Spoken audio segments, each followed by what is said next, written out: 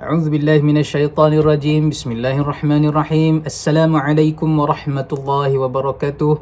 Muslimin dan muslimat sedang penonton yang dirahmati Allah Taala sekalian. Alhamdulillah, kita bersyukur akhirnya kita dipertemukan semula pada siri perbicaraan kitab At-Tibyan fi Adab Hamalatil Quran ataupun tata tertib bagi pembaca Al-Quran. Tuan-tuan, sebelum kita menyambung siri perbicaraan pada kali ini, jom kita sama-sama menekan butang subscribe YouTube channel TV MMBS dan boleh tekan butang loceng yang berada di sebelahnya untuk mendapat notifikasi-notifikasi video-video terbaru daripada kami.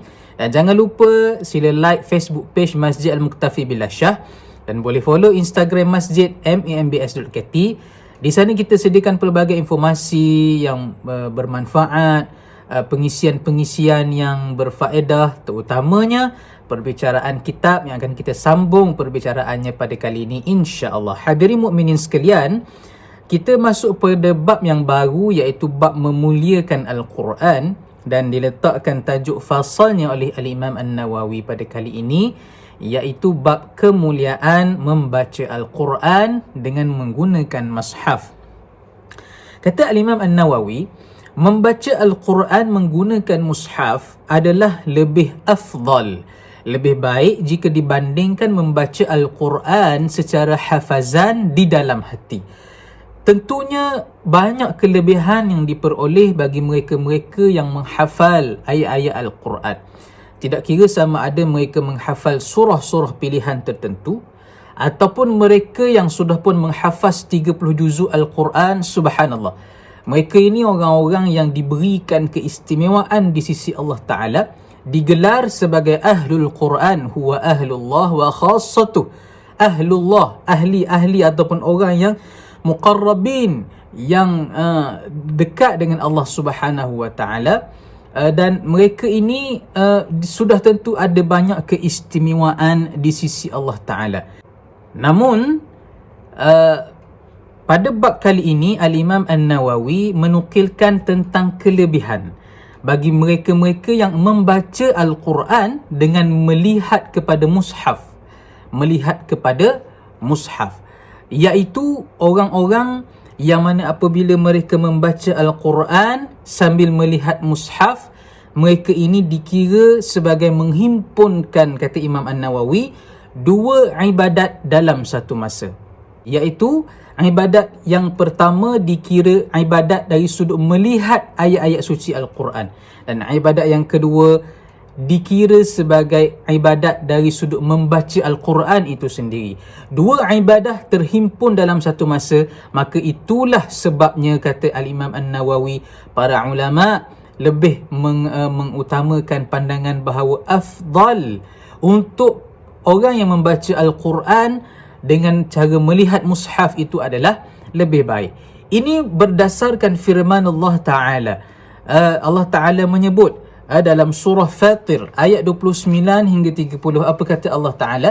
Innal ladhina yatluna kitaballah wa aqamus salah wa anfaqu mimma razaqnahum sirran wa alaniyah yarjuna tijaratan lan tabur liyuwaffiyahum ujurahum wa yazidahum min fadlih innahu ghafurun syakur.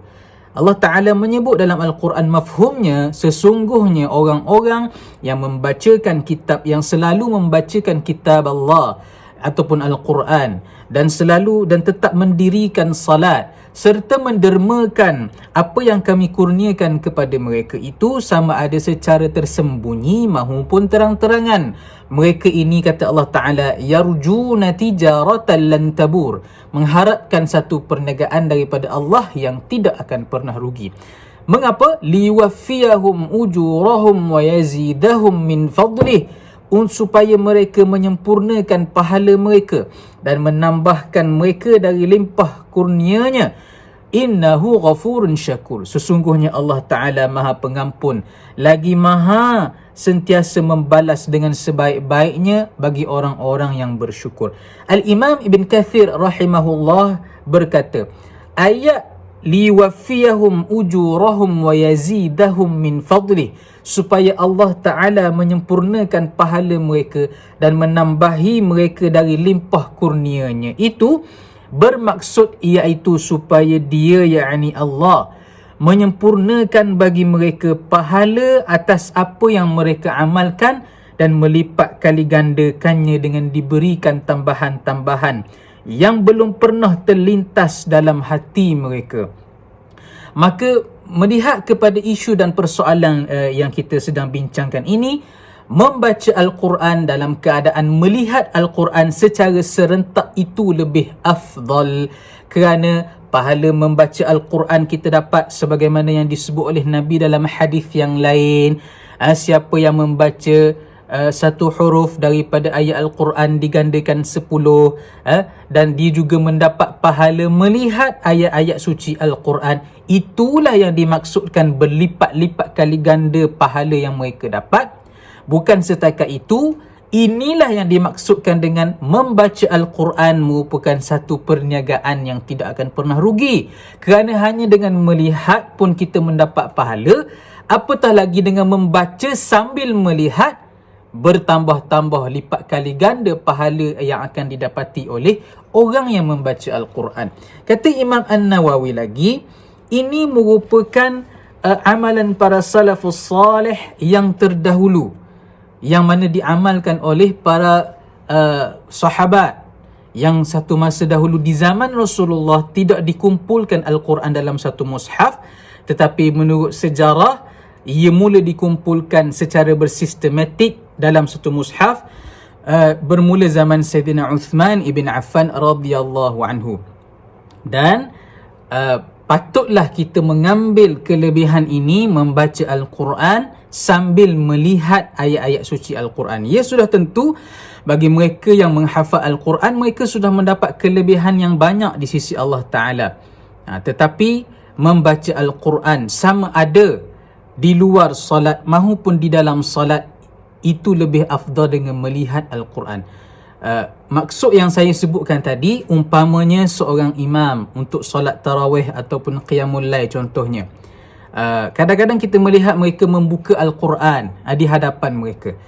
Ada setengah persepsi yang mengatakan bahawa bagi orang yang sudah pun menghafal Al-Quran, ia satu perkara yang aib untuk kita membuka Al-Quran, seolah-olah tidak ingat Al-Quran.